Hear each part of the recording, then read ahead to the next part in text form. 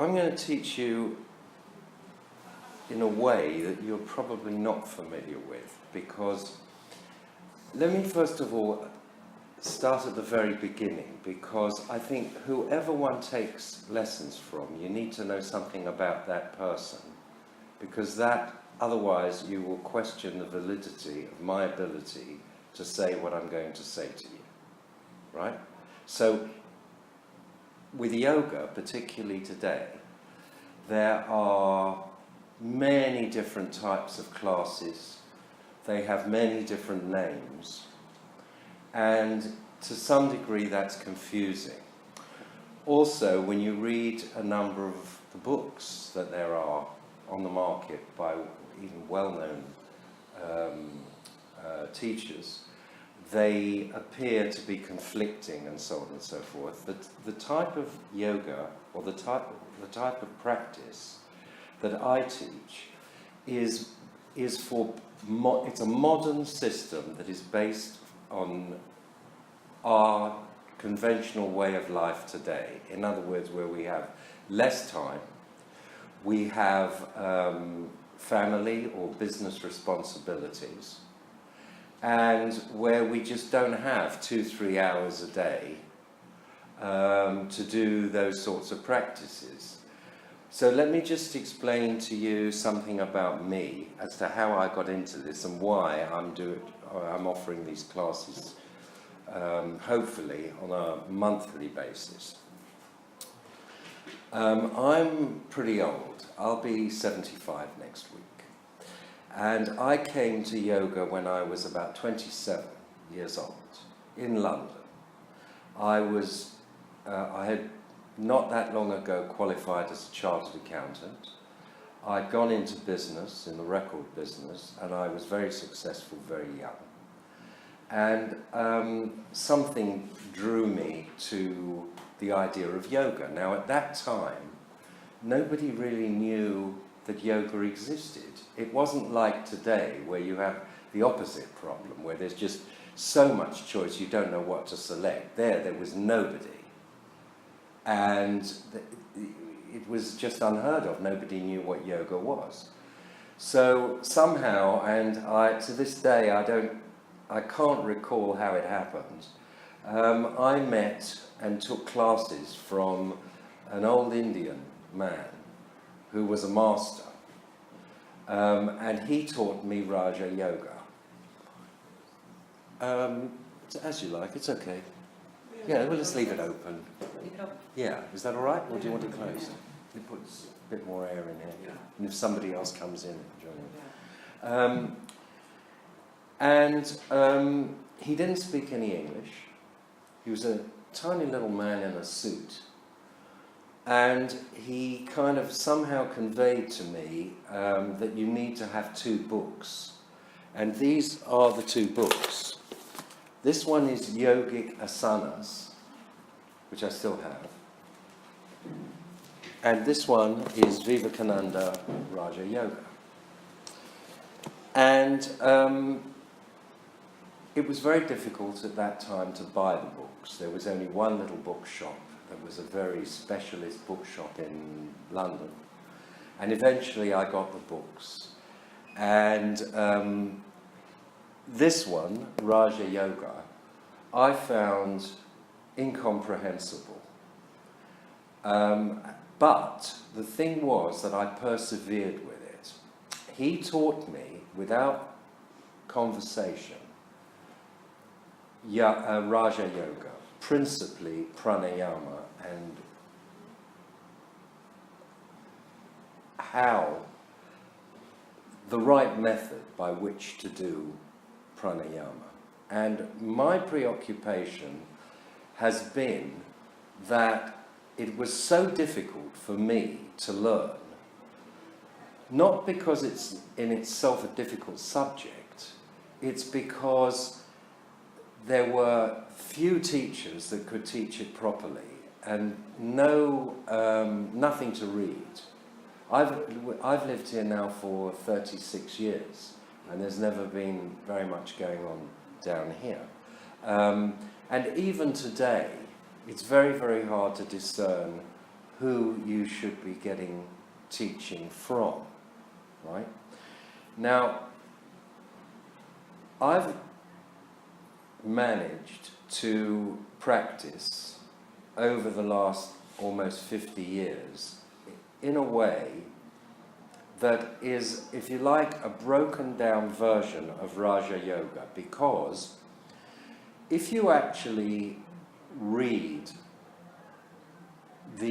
some of the great writers on the subject, or practitioners, Iyengar, Yogananda, there's a whole range of them. It actually is fairly confusing. I mean, if you look, for example, at Iyengar's book on pranayama, it's this thick and very, very difficult to get your head around. Not impossible, but difficult. And when you actually get down to it, a lot of these things are highly repetitious.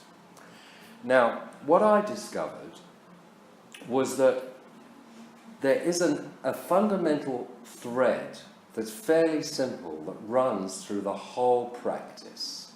And so you can say that you get 90% of the benefit of pranayama through a very, very limited practice, and 10% are like the add-on bits. And so I found that, you know, it was the add-on bits you learn afterwards, but a good analogy is, say, tennis, right? Now, the first thing you've got to learn is how to get the ball across the net. There's no point in fantasizing about being Nadal, because the chances are you're not going to be that, and you have to start at the beginning and actually do it. Reading books on tennis will only take you so far. So you actually have to immerse yourself, do it, and try to do it in the right way. And when you peel away a lot of the mumbo-jumbo that there is, and I'm addressing particularly pranayama at the beginning because there are different aspects as well. What is pranayama? Pranayama is prana, is life force, energy, control. And it is controlled through the breath. That's what the fundamental thing is. Okay? So what are we trying to do? Now, the reason that it is so important in yoga, not only in yogic practice, but in sport, in pretty much anything, is that the breath is the only means by which you can communicate both the autonomous system of the body and also control it. So the breath, left to its own devices, will breathe and will carry on breathing, but we can actually gain control of it. And that is the whole point, because it's the one element that we can grasp of ourselves that we can get control over, and through that it's a gateway to everything else. So what we notice, for example, is with our breath, if we actually look at it and say we have a moment of anxiety, our breath will change. If we are relaxed, our breath is another way. But it is as a response to the way we're thinking. So you can reverse that. And you can actually breathe in a certain way to provoke a certain frame of mind. Let's put it that way. And that is, if you like, the essence of what pranayama is there to do. It is to gain control of the mind at the end of the day. It is a key. Now, when you bear in mind that when we do pranayama, we are actually bringing in 7 times the amount of oxygen, air, into our system that compared with what we otherwise would do. We tend to breathe from this part up, whereas we should be breathing all the way down. And that is where, if you link, you can say breath, but the prana, energy, actually rides on the breath. So it's not the same thing. But prana breath is a vehicle. So food gives us energy, but breath gives us more energy than food if it's done in the right way. So I'm going to give you a brief description of how it actually works. I'm assuming that you know nothing, because I don't know what you do know, so I'm going to start right at the very beginning. Now, first of all, we have the left and the right side of our bodies, which are controlled essentially through our nostrils, right? Now, the reason that we are taught in pranayama often alternate nostril breathing is to equalize the breath on both sides, right? That's why we are essentially taught it, that we create an awareness of our left and our right, and eventually it equalizes it. Now, in yogic terms, what we are saying there is that you may have heard of the Ida and the Pingala. Have you heard of that? Right? Those are the two channels on the left and on the right, okay? And the yogic way of expressing it is that you equalize those two channels, and that forces the energy into the central channel, which is the spinal. You can use the spinal cord as the analogy. And that provokes what they call kundalini, which is the energy, the pranic energy, concentrated pranic energy that starts at the base of the spine, right? So I don't teach alternate nostril breathing, and I'll tell you why. Eventually we do, but not initially, because most people breathe better through one nostril than the other, but if you actually bring your attention to your nostrils, right, and you'll probably see that one is more active than the other. Now, if you bring your attention to the one that is less active, it will open it up. So it's better, the idea is to have, in this practice, less to concentrate on. It's like, for example, many pranayama systems involve counting the breaths in, counting the breaths out. Don't do that, because then we're spending too much time counting, and we're not bringing our attention to where we need to bring it. So it's not vital that, for example, there's a double count to the out-breath compared with the in-breath. If it's approximately good enough, because what we don't want to be doing is filling our heads while we're doing the practice with a whole range of things other than what we are supposed to concentrate on, particularly at the beginning. So we want it simple. And the way the practice is delivered in terms of the pranayama is that we imagine an ember.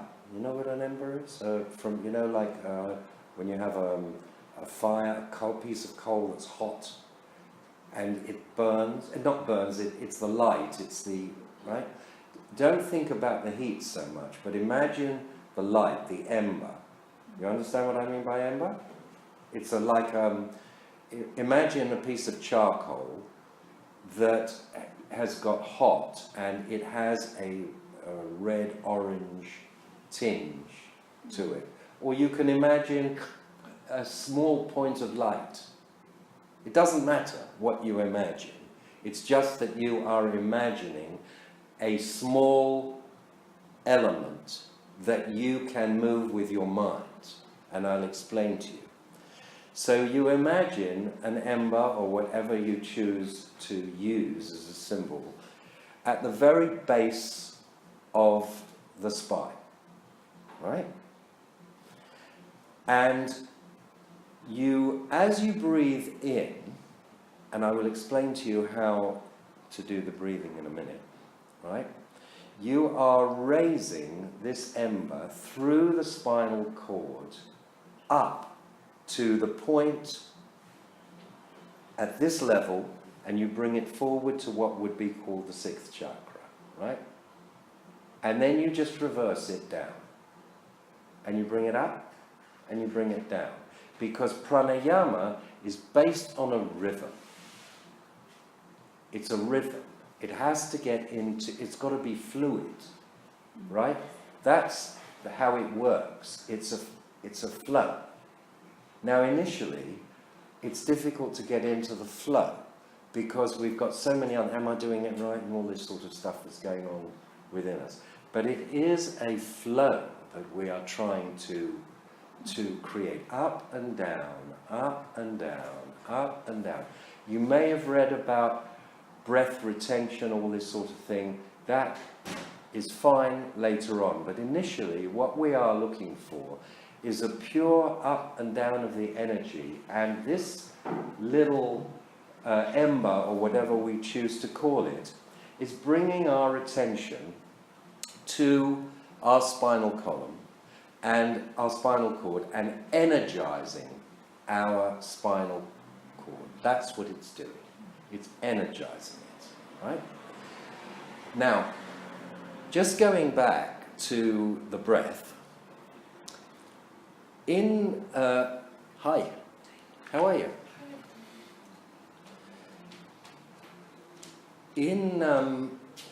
Sarah, right? Yeah. Yeah. I just was talking about pranayama. You haven't missed very much. Okay, thank you. Now, the way it works is that, imagine our diaphragm, right? Diaphragm, you know what the diaphragm is? It's the muscle that is supported by at the bottom of our ribs, and when we breathe, it goes up and down, and it divides our abdomen from our chest, right? So it's a very important muscle. Now, in pranayama, in order to be able to get the full flow of breath, it's a technique, and it takes some practice. And it's not the sort of thing that one can do in 5 minutes. So we don't beat ourselves up if we're not perfect at it. We just have to slowly put the practice together. So we breathe. We always start breathing out. Out. We then start breathing in. We'll do all this together afterwards. I'm just trying to give you some explanation of it. We breathe in, and we breathe in initially abdominally, but do it in such a way that one's stomach is not going out. There is some kind of restraint. Do you follow me? You can put your hand there, so that it's, because if you breathe in like that, you can't get the diaphragm up, right? Because the diaphragm is controlled by the ribs, and the ribs need to move out. I know this sounds complicated, but it's really not. So, if you breathe in here, right, you bring your attention here, and you just put a slight restriction on the breath, you will find, or you put your hands here. You see the way my hands are going out? You consciously bring your attention to this spot, because it is important. And then the third part, so that in fact the breath is divided into 3 for pranayama purposes. So there's the upper chest, where we bring it up to essentially our shoulder blades. And it's a flow, and it's not the sort of thing that one can do in 5 minutes, but that is the objective.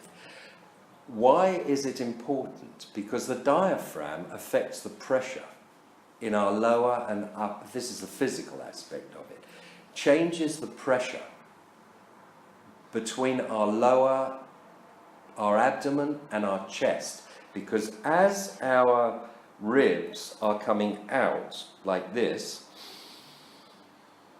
it's stretching the diaphragm, forcing our organs down, because otherwise our diaphragm is like this. Our organs are in, so what it's doing is, it's in effect, it's massaging our organs at the same time. Any questions so far? It sounds very complicated, but it's not.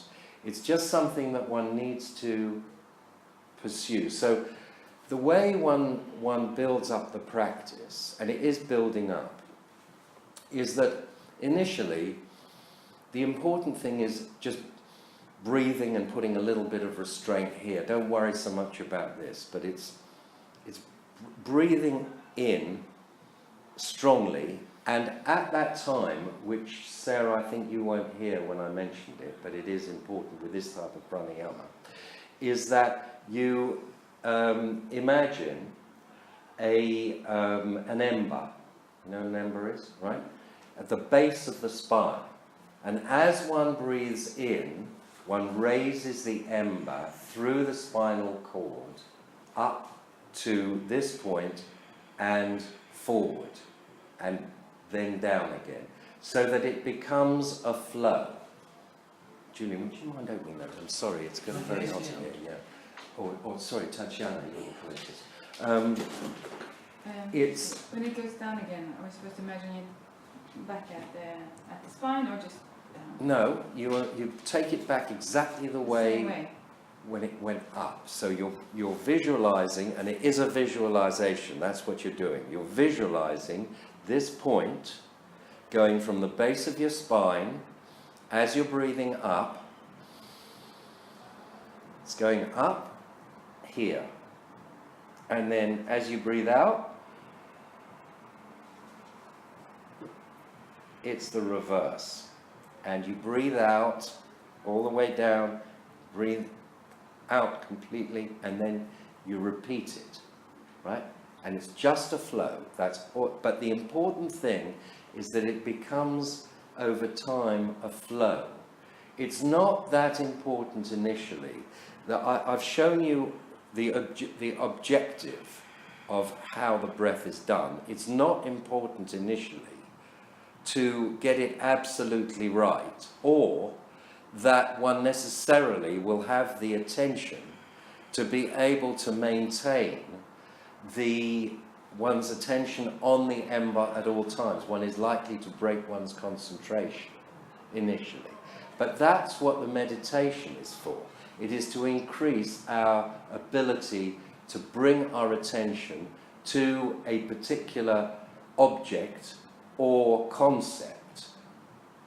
Because what tends to happen with people that do not have a background in yoga, 99% of the population, is our minds are constantly darting around. That's conventionally it. A good analogy of what the I think I've almost finished with the pranayama, and then I'll come on, because that leads us in to what the meditation is and why. So pranayama is both physical and mental. The physical aspect is the actual mechanics of the breath. The mental aspect is bringing your attention to that particular point. And meditation practice enables one to do that without interruption, right? And so we start off and we lose it, or eventually what starts happening is you start feeling a sensation in the spinal column. It is not the whole thing to do with this thing with energy and pranayama. It's not a theoretical thing. It is an actual thing, so that you do feel the sensation of the energy rising. Kundalini is not just some concept. It is an actuality, and it rises, right? It is stored energy that rises through the spinal column, and this is provoking it.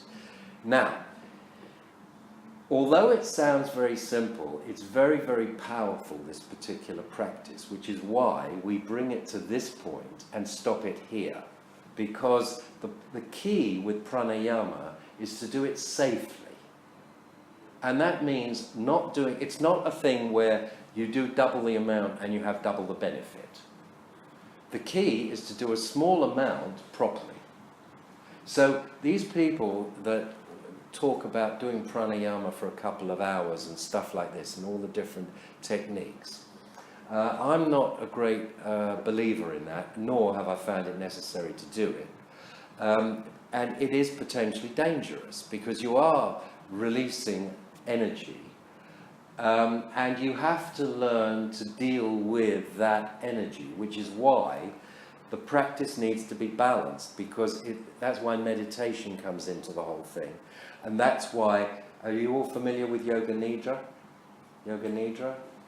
That is a deep relaxation, which we'll do, I'll take you through it, and the philosophy, which I'm going to talk about as well. So they all go hand in hand. And pranayama, you get some people that have the tendency to overdo it, and then they end up having problems. They're over-energized, and it's problematic. If one does the practice reasonably, there's never a problem with it. It's like, if you overdo anything, you're going to end up having a problem with it. So it's to do it correctly but moderately and simply. So it's not necessary to, as I said, to count the breaths. It's also, with this system, we do not meditate, we do not deal with the individual chakras, just the first and the sixth, on this principle that if you do pranayama correctly, the chakras balance themselves up automatically with the system. And it's never excuse me, it's never a good idea to play around with the chakra system because it's interrelated. So if someone comes along and says, look, my second chakra is underactive, I think I'm going to activate it. So you do that. But what one doesn't realize is that has an effect on all the other chakras. It's not in isolation. And so this system, and a good yogic system, will automatically balance you up, so you don't need to think about it. Okay? Any questions on the pranayama part of it? No? No? Have you got it? Yeah? Okay, so that's the first part. Pranayama is always, in fact, what one should be doing is the asanas, the postures first. Then the pranayama, then the meditation, then the yoga nidra, always in that order. Now, with the asanas, I am not going to do the asanas with you. Raja Yoga is slightly different from Hatha Yoga, although they are the same, the principles are the same. Hatha Yoga has a much greater emphasis on the postures, on the asanas. Raja Yoga has less emphasis on it. One should do a small group of asanas that cover all the different aspects that you need. And good reading material on this, I will explain to you afterwards, because I'm going to give you a series of small books that you can get them on Kindle, they're very cheap, but they give background to basically the system that I'm talking about. So you need to do a minimum of a small group of asanas, or you should do. 5 minutes is enough for it. This practice, the whole practice, should not take more than 20 minutes a day. Ideally twice a day, morning and evening. The whole thing is 20 minutes max, okay? So you do pranayama 5 minutes. You can raise that eventually to 10, but initially you should not do more than 5 minutes. And the emphasis should just be on the flow. That's what you're trying to get, the flow. And connecting the mind with the ember. Those two things are the most important thing. The breath and the ember rising and falling, bringing one's attention to that, so that there is a relationship between the physical and the mind. That's what we're trying to do there, okay? And as I say, it's not easy initially, because our minds tend to move in lots of different directions. That's the human condition, which is where we're going to go now, which is meditation. Now, with meditation,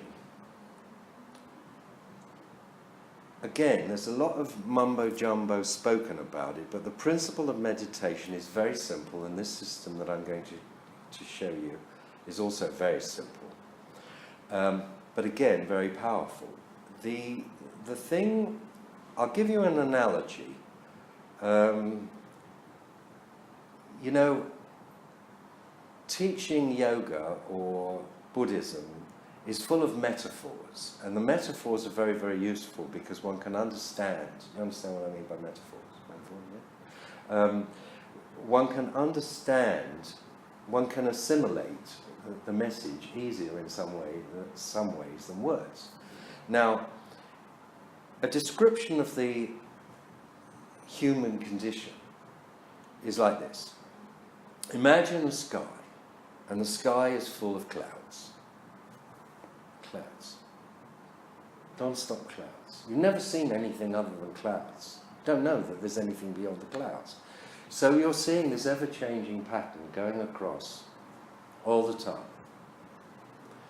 Now, after a long time, many, many years, all of a sudden, for some mysterious reason, there's a little chink that appears between those clouds, and you see that there's something above the clouds, and it's the sun. You've never seen it before, right? And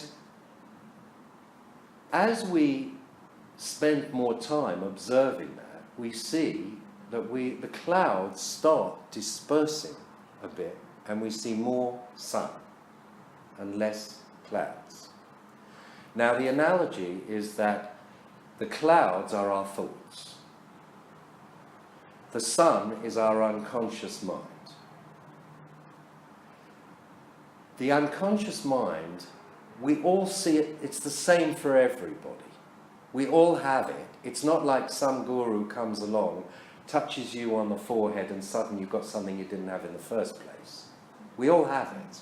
It's just our awareness of it is not necessarily there. So we all see the sun in exactly the same way. But our clouds, depending on where you are different. So we all have different thoughts, but we all see the sun in exactly the same way. Which is why yoga and Buddhism and these different teachings work, because it's not about what your particular thoughts are as opposed to somebody else's. It doesn't matter. One person may get angry about one particular thing that has no effect on somebody else. So it's highly personal. But the beauty of the system is it doesn't matter what an individual's perceptions are. The purpose of this practice is to first of all see ourselves doing it, thinking in certain ways, and questioning that. Now, why do we all do that? It's very simple, because, when we're born, we are born enlightened.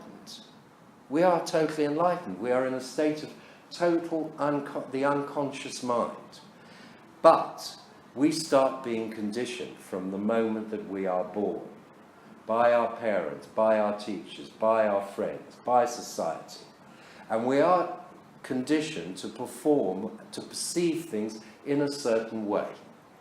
And particularly up to the age of 5, those are the hardest perceptions to change, because we do not have the, up to the age of 5, we do not have the ability to reason. They are as if they are, they're habits, but they are automatic, they're automated. We don't, if we have had a trauma, let's say, in our very early life, we may not be able to get back to why we react in a certain way. We may not even know that it was a trauma, because we were too young to know it. But we build up a certain way of perceiving life. And it's very much related to the old system of fight or flight. Now, in the old days of the cavemen, you'd get the odds, whatever it was, animal that turned up maybe once a month, and you'd run or you'd fight it, but you wouldn't be constantly hyped up. Today, with modern life, we are constantly hyped up, and that manifests itself as stress. And stress is the difference, if you like, between what our unconscious mind is trying to get us to do, but what we're being forced to do through convention. We have to behave in a certain way because we're either through our work or our peer pressure or whatever, we have to behave in a certain way. We're trained to think in a certain way, and it becomes a habit. And as we go through life, that stress tends to build up unless we can find a mechanism to handle it. Now, sport is a good one. There are many things, but you see, I mean, I have a friend who's a very high-power lawyer, and he goes out at 5 o'clock in the morning and runs for miles, and he does it pretty much every day, and he feels great afterwards. But with a system like this, you don't have to do the running. You know, you can sit there, and eventually it becomes a habit, because what happens is that we actually build up habits. So we react to certain events in a habitual way because we always have. And the older we get, the more of a habit it becomes. It's like the Grand Canyon. That started off probably as a stream of rain once upon a time.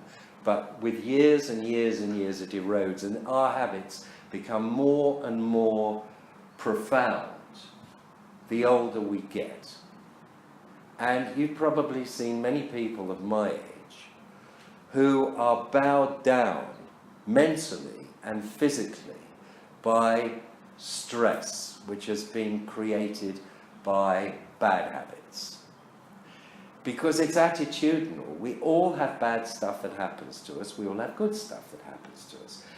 And we can't do anything about that. But what we can do is change our perception of how we look at it, right? Now, that is where meditation and the philosophy come in. The meditation is there, and I will show you how to do this in a moment, so that we can actually see the sun, right? And when we see the sun, it puts some space between us and the clouds. So we are able to get a glimpse of ourselves thinking. And when we have that, that is for this purpose, it's called a witness. In other words, you are witnessing your own thoughts. Okay? You see yourself thinking. Now, the moment you have that space, you are starting to be able to question why we do things in a particular way. And when we start questioning those things about why we're doing things in a particular way, we are starting to get the answers. We have the ability to answer it. I know, for example, I have 4 children, and when they were younger, I used, even now in fact, I used to catch myself saying things to them that my father would have said to me, and I didn't even agree with. And I'd be saying to myself, why did you say that? You don't even believe it. But we have that, and so this enables us to look at these things about our own lives. It's a very personal thing. We don't need a therapist. We are our own therapist, because a therapist will always bring their own version. They have their own stuff. This way, we are dealing with our own stuff. And we're able to look at it, and why did I do this? Why do I react? Why is it that I'm angry about this situation? Why? And you look at it and you find, okay, well look, I feel angry because that guy did this or that. And then when you start examining that, it starts becoming a wholly different thing. And through the philosophy that's involved with this,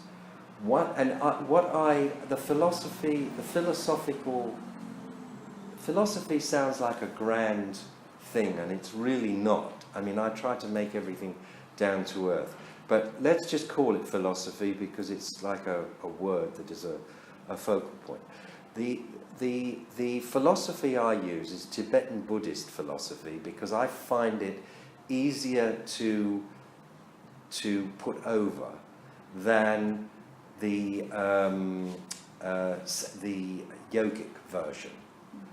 The yogic version is a bit harder to get at, in my opinion. But you see, if you look at the fundamentals of Buddhism, what is it that there is one common denominator for all of us, and that is that we do not want to suffer. None of us. We are all trying to avoid suffering and attain happiness. That is the one common denominator. And the whole of Buddhist practice, the whole of yogic practice is about that. Right?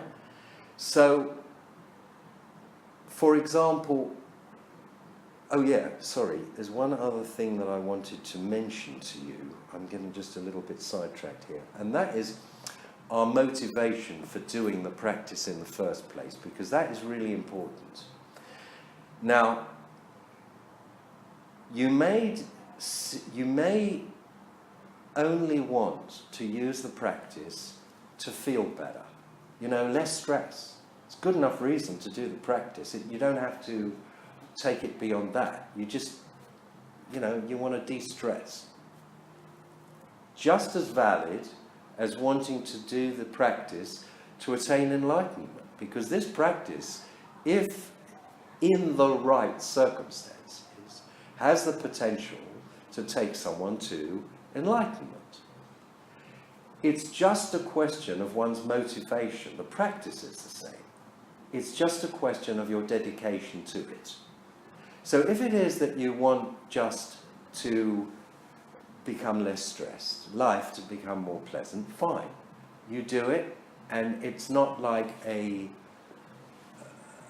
kind of a... It's set at a lower level of ambition, let's put it that way, of expectation of what you want out of it. And therefore, your practice will tend to be slower, and you will not do it. It's the difference between saying, I just want to play a nice game of tennis, or I want to be Nadal. You can use it whatever way you want. It's up to you to decide how far you want to go with it, right? Now, enlightenment is essentially, well, not essentially, is that space that opens up in meditation, right? That space of the unconscious mind that we were talking about before. It means that that space is open all of the time and does not close. In other words, one is no longer thinking in dualistic ego terms, and one is never reverting to it. And so the whole practice is about gradually opening up that space. And that is what de-stresses one. Opening up that space. That's what we're doing. We are becoming less and less dualistic in the way we see life, and more, what would be the word? More and more in touch with our unconscious being, right? Now, we have, I don't know, are you in business? Yes? Down here or? Right, okay. Now, sometimes the question arises more with men than with women. Well, if I do this, is it going to make me kind of, particularly with alpha males, is this going to make me soft? Am I going to agree to things that otherwise I wouldn't? That is a very real question that men often raise about this type of practice. And the answer is quite the opposite. What it does is it doesn't make one soft, it just means that one changes one's approach. And because we have the benefit of distance between ourselves and what is happening, our reactions are less emotional. So, in a business environment, somebody comes along, and you probably see it all the time, or it can be in any environment, and somebody comes on in an aggressive way. So that, if we are not aware, that heightens our aggression. And before you know it, one's into a kind of a pretty negative spiral. Through the practice, one sees that person as being aggressive. And one says, okay, fine, now how am I going to mitigate that aggression? And try to find, say it's a business deal, try to find a means of getting what I want, giving him what he wants, and it not being a fight. And that enables us to be able to look, and I'm in business, and I've been in business all my life, and it enables one to see things from a different perspective as to how one handles one's daily life. Now that's the extreme of, say, an alpha male, but it happens with all of us in our daily lives. We have these different encounters, and if we can put some space in there to handle these things, we are then in control of the situation, and we can actually move towards a conclusion that is more in keeping with what we want, right?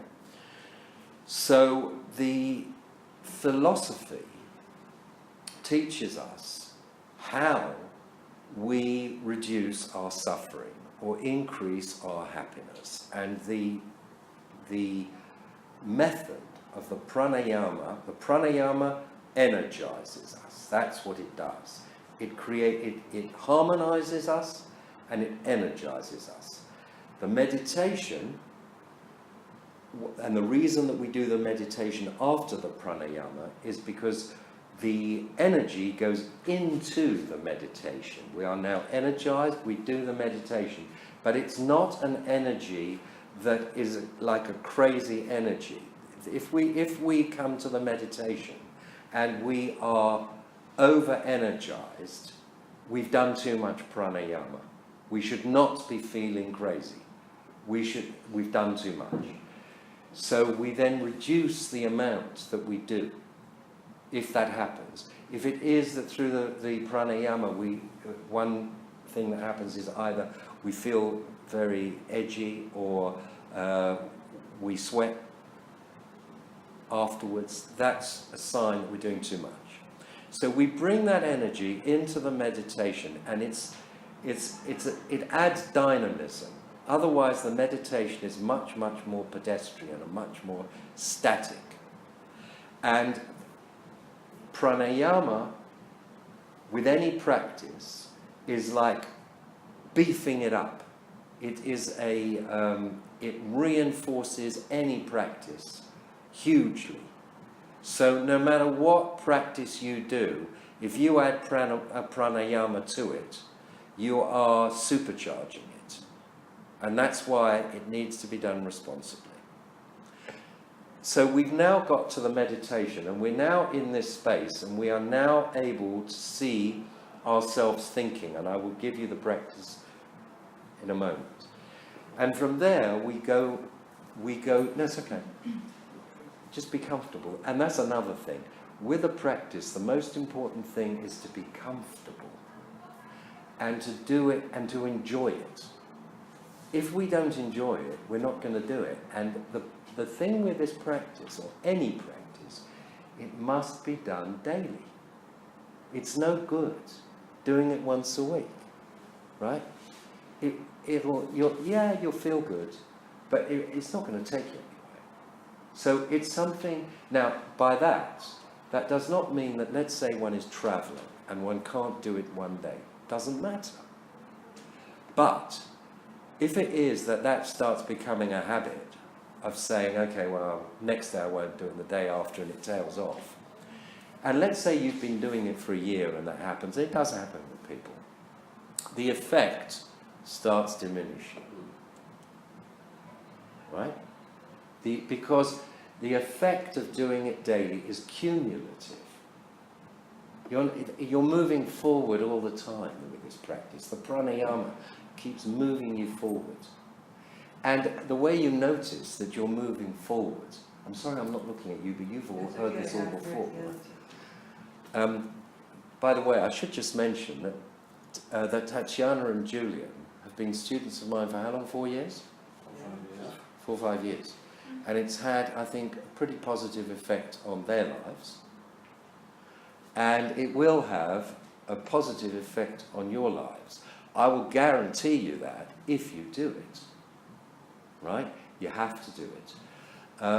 Again, I use Nadal as a good example.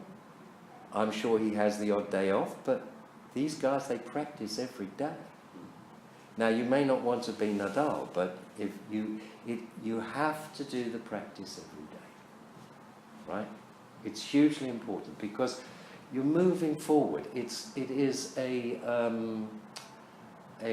dynamic that's moving through the system, and you'll notice it. For example, say you're an edgy driver, and you drive along, and people drive you crazy when you're driving, because they're cutting you up, or doing this or doing that. And all of a sudden, you've been doing the practice now for a few months, and you find that you're not quite as angry as you were. You'll notice the practice having a benefit in those kinds of ways. Somebody that annoyed you, you won't find them quite as annoying.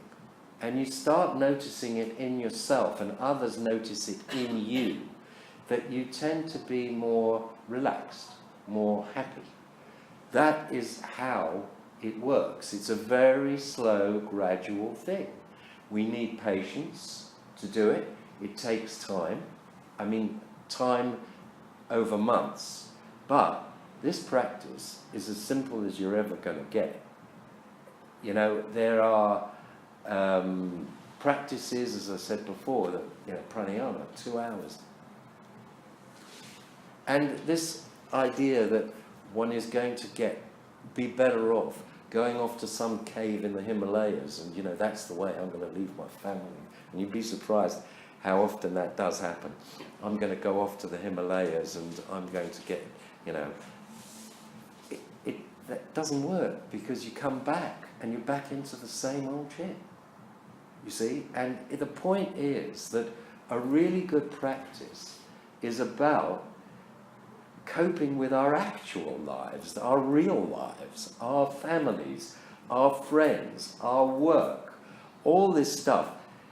That is what the philosophy is there to help us with, and the practice is there to help us with. And that's what Tantra is. Tantra is about change. And we use the events of our daily lives to change us for the better. What are we doing? Initially, we as human beings have habits. We pick up habits. That's the nature of human beings. So initially, What are we trying to do? We're trying to get to soften bad habits and engender good habits. And so there's this constant movement towards reducing bad habits, improving good habits, but they're still habits. In the enlightened space, there are no habits as such. It's not like there are habitual tendencies in that way.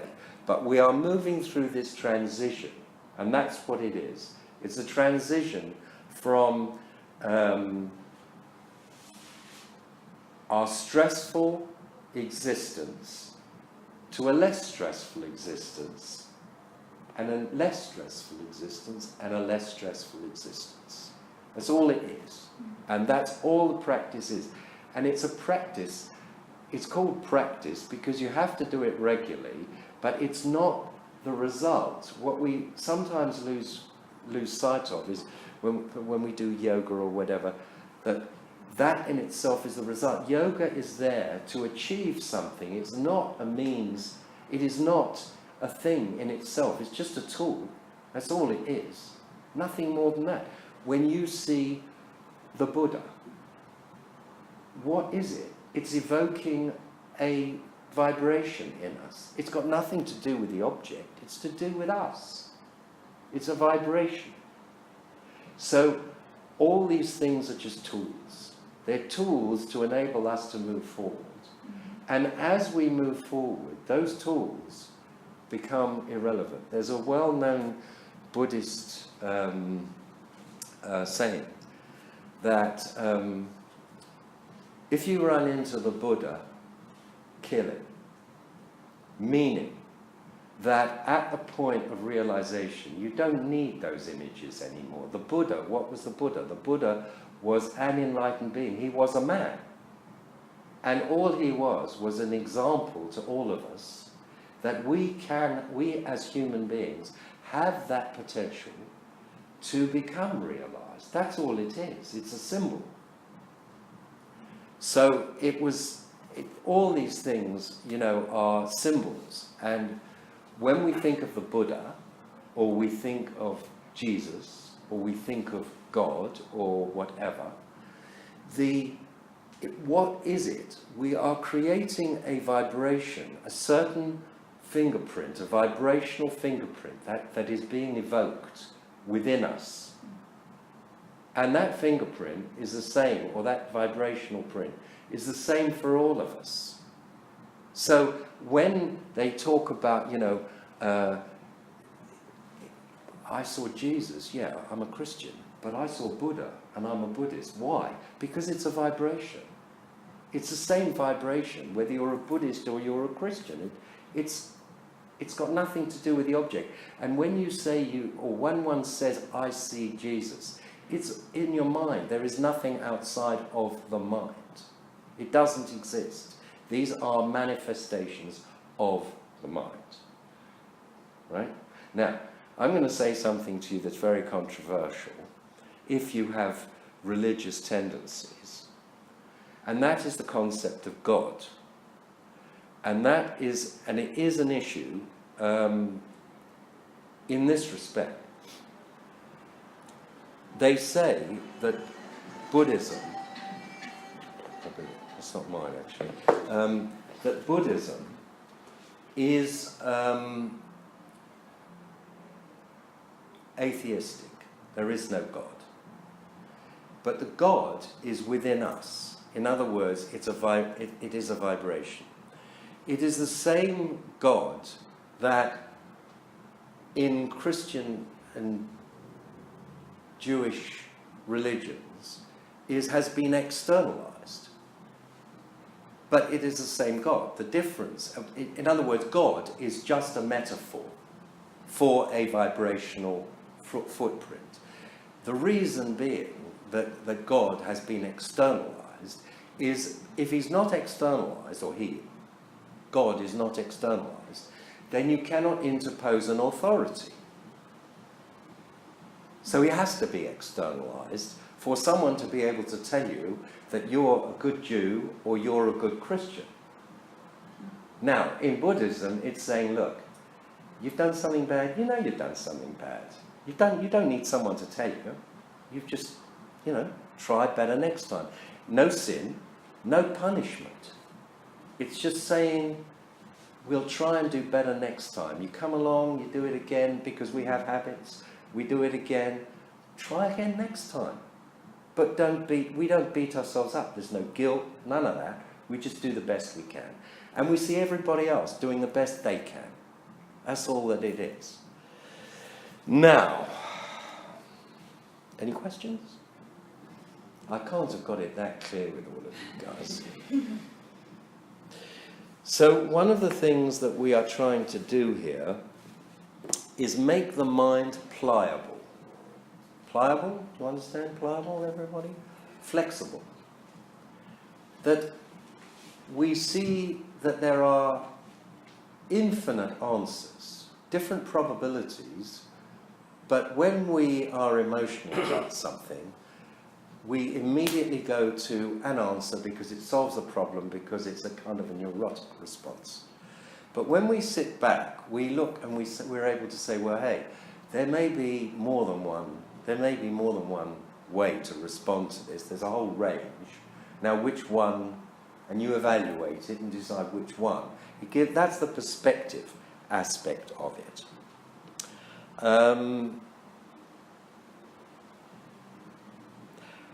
The other thing I wanted to mention to you is this practice, and we're going to do it in a moment, is complete.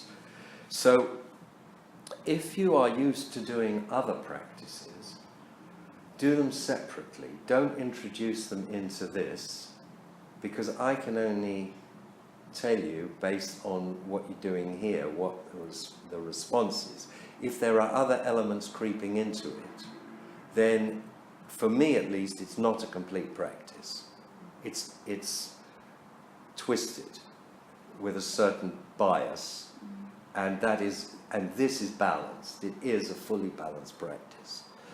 The other thing is that if any of you have any health problems, particularly to do with heart, you need to be careful with the pranayama. It's just be aware that it is energizing, and we need to just have a little bit of caution with it. Now, I was talking to you about some books. There is a teacher. Now, he's an American, same as me, a householder. He was in business, a chap called Yogani. And it would be very well worth getting some of his books. They're on Kindle. You can buy them as well. They're just very thin books, but they back up what I'm telling you here in a way. There are three that are good. There's one called Deep Meditation, which is what we're going to do in a moment. There's Spinal Breathing Pranayama, which we're going to do in a moment. And the 8 Limbs of Yoga. There are several others, but those three are good if you want some background to the practice, because reading, there's a certain thing about the personal thing that you don't get from a book, but there's a certain thing you get from a book that is broader than you can get in this sort of environment. So I think it would be an idea now if we get on and try and do the practice, unless you've got any questions at this point. You were saying that the practice is a 20-minute practice? Approximately. And it's divided into, you were saying, 5 minutes, let's say, asana practice. Then the pranayama would be how long approximately, and then the pranayama, initially you should do 5 minutes, which is what we're going to do now. Mm-hmm. You can raise it to 10. Mm-hmm. It's not really necessary to do much more than 10. You can do further down the track, but initially, until you get all the practice put together and you really feel confident that the whole thing is a flow, not just the pranayama, the meditation, where everything is coming easily, 10 minutes is enough. And then the meditation, 10 minutes, right? And we're going to do a yoga nidra, which you don't really need to, you can do on your own, but I just do it because it's a nice ending to the thing. That goes on for a bit longer. It's not the sort of thing necessarily that you will want to do every day, although it is a good thing to do, and it's lying down. So that's about it. It's 20 I minutes. was curious about that, about the yoga, how you were feeling. I thought that you were feeling the yoga nidra into the 20 minutes, which I'm Not really. I'm not. I mean, the shortest yoga nidra practice that I'm kind of used to doing is 20 minutes in itself, and then or longer. Well, we'll do probably about a 10-minute yoga nidra today. Okay. It doesn't include yoga nidra on a daily basis within the normal practice, because I think that if it is, if you're going to lie down to do the yoga, although you don't have to lie down to do yoga nidra, but most people do, and therefore it's not always convenient to do, and you don't have to do it specifically as part of the practice. But so the actual daily practice consists of the pranayama and the meditation, right? And the asanas. Try to do 5 minutes, 10 minutes of asanas.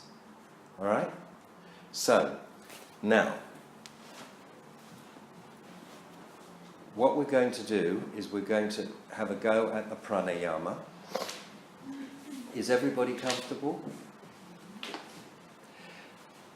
Ideally, one should eventually do pranayama in the half lotus position, which is this. There is a very good reason for it, but it's a light touch. It's not important initially. The way you do it is that your foot, your heel, is up against you, and that one heel is above the other. Okay? But, as I say, what's more important initially is comfort. So if you just want to cross your legs in a normal way, like that, that's fine. All right? Now,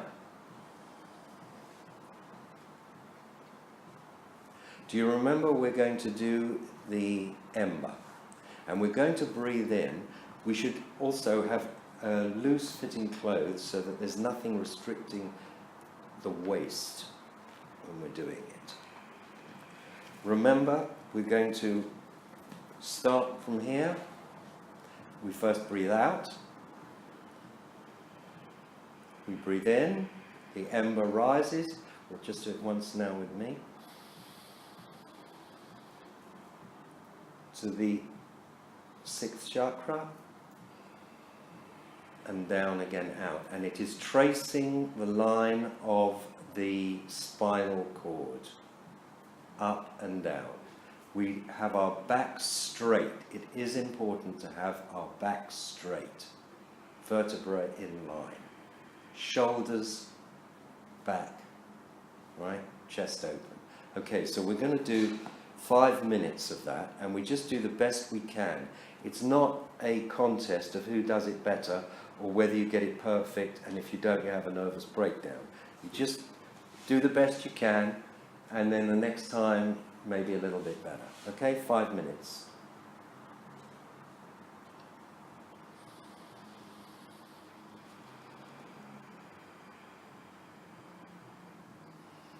Should be a deep breath.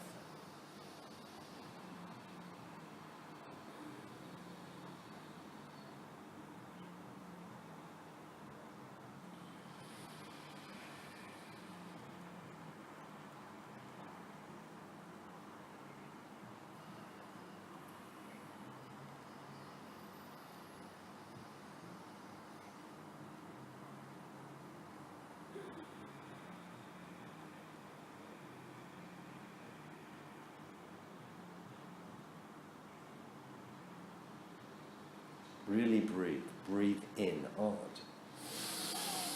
through the nose. Everything is through the nose, nothing through the mouth.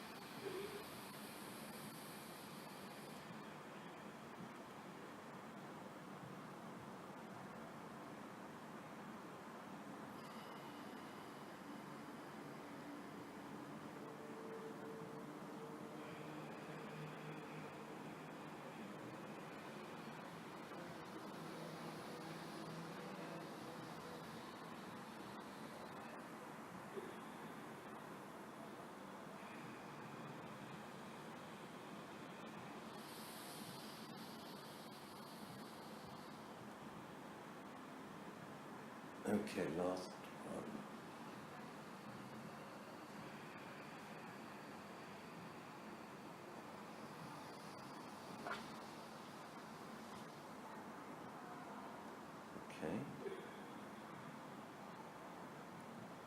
did everybody do on that?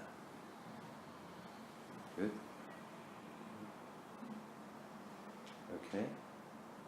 Any problems with the visualization? Were you able to visualize the ember? Hmm? That's fine. Little bit. You all right? Yeah? Are you all right with the ember? Yeah, it will come and go, but I can still stay Yeah. with the movement of the breath. Yeah, but you'll find that the more you do it, the less it'll come and go. Yeah. And also, do you know what ujjayi breath is? Yeah. Right. On the out breath, I was doing You- it yeah. now. okay? I'm not going to complicate it, but it essentially ujjayi breath is from the throat, and it reduces and controls the out breath. So I'm not going to complicate it for you, but if it is that you are able to bring it up and down and that you feel nicely energized, that's good. Now, we're going to do the meditation. We're going to do the meditation, and I'm just going to explain to you how we do this. It's very simple. You're familiar with a mantra? What a mantra is? This mantra is very simple. It's I am. I am. Not like I am in the sense that words I am. I am, just as a mantra. And the idea is that if you are already familiar, any of you use a mantra in your practices? You do. The mantra that you use for this is two. I am, I am. It goes like this. So there are some like soham, hamsa. They're all fine if you use those. We use I am, but the main thing is that it's a two-syllable mantra. So what you will do, meditation is all done from the abdomen, not here, just here. You bring your attention, you keep not going to the mantra and repeat it and repeat it. Every time your mind drifts off to something else, recognize it in your mind and say, thinking, thinking, and go back to the mantra. That's all you do. Every time your mind drifts off, bring it back gently. The idea is, it's a question of attention. It's not a matter of, oh my God, my mind's, it's an awareness, that's all. As your mind goofs off, recognize that it's goofed off by saying thinking, bring it back to the mantra. That's all. Now, there are many, many complicated systems of meditation, but they amount to that. Because what we are doing is the mantra exists in the space of the sun. And every time we go into the clouds, the mantra is bringing us back into the sun. And as we go forward with it and we practice it more, we will stay more in the mantra and less moving off. Okay, so we're going to do 5 minutes of that. I'm going to use your symbols for that. Okay, so by the way, with the pranayama, when we started, it is important that at the beginning of, when you sit down, you've got your space where you like to do your practice every day. And it's important that it's a place that you're happy with at a time when you feel that you're not going to be disturbed. It's a very personal thing to enjoy it. You should always take 3 deep breaths before beginning so that you always start the practice stable. If you start a practice and you're unstable, it makes it more difficult to get into the practice. So always take the time to get stable before you start the practice. So now, we're going to do 5 minutes of meditation, and the mantra is I am. Okay? Ready?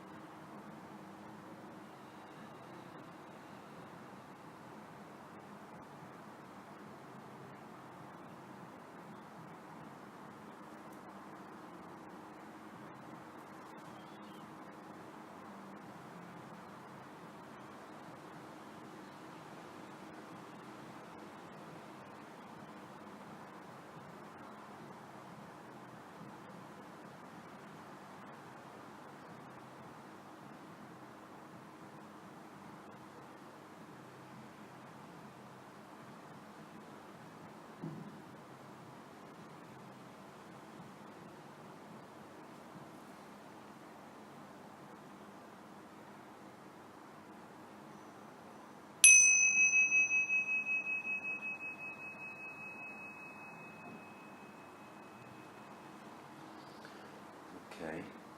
Now you can extend that to 10 minutes. Just showing you the method. 10 minutes is fine on a daily basis. Now lie down for Yoga Nidra. Get yourselves comfortable.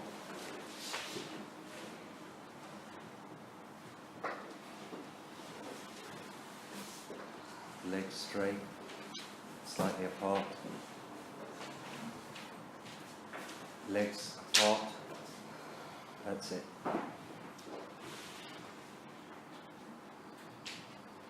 Okay. Palms up.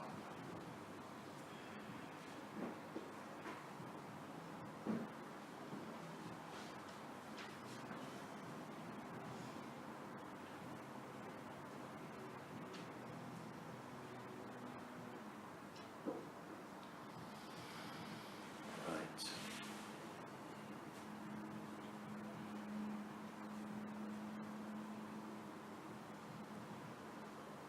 Now I want you to bring your attention to your toes.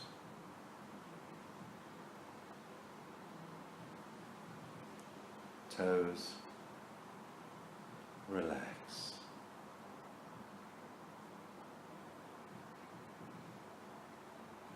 Feet, relax.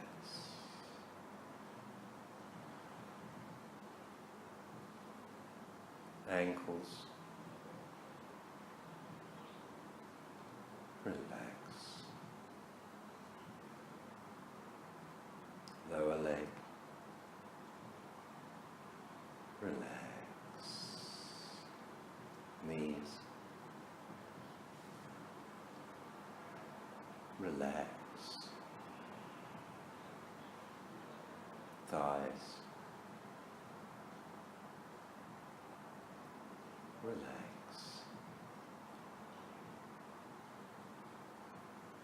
Now bring your attention to your hips. Hips and pelvis. Relax.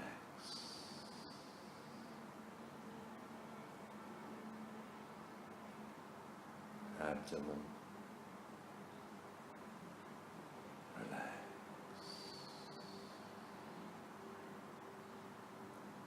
Chest. Relax.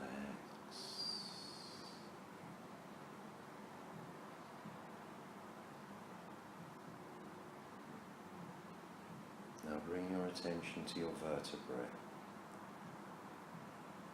and let them drop to the floor one by one. Relax. Vertebrae. Relax.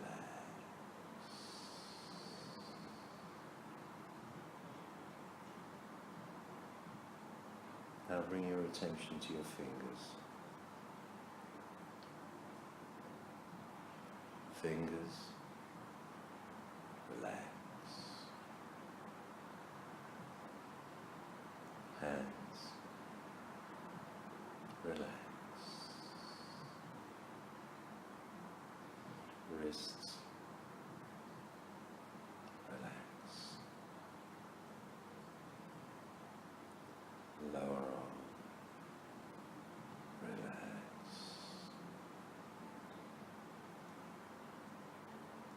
Elbows, relax. Upper arms, relax. Now bring your attention to your shoulders. Shoulders, relax.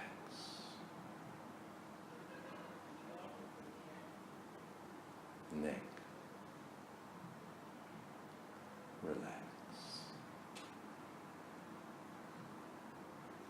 Throat, relax.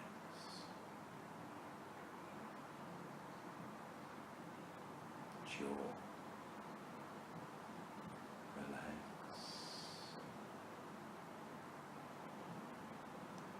Tongue, relax. Cheeks,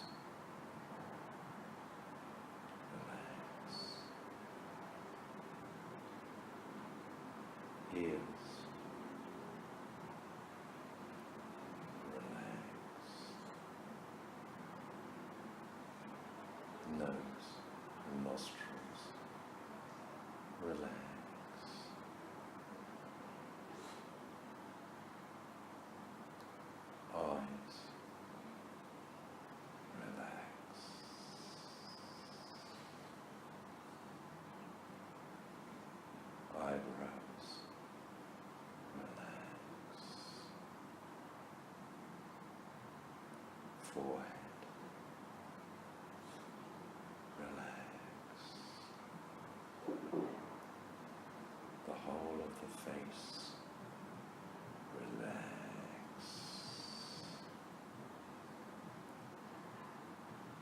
Scalp. Relax.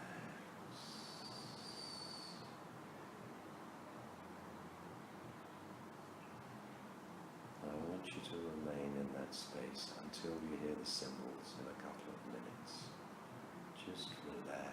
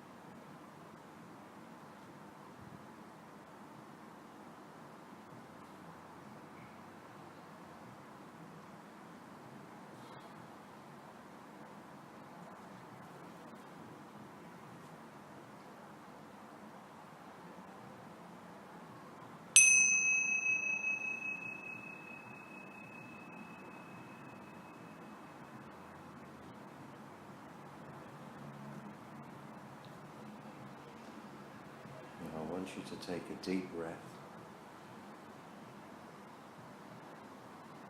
Turn onto your right side.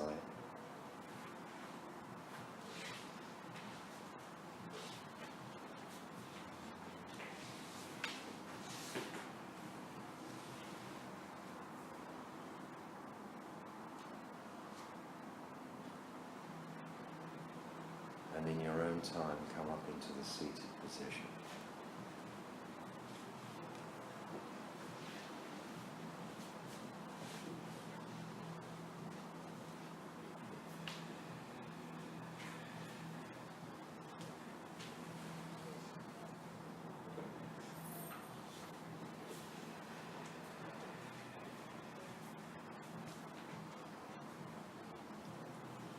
Okay. Well, that's the practice. So, thank you. Thank you. Thank you.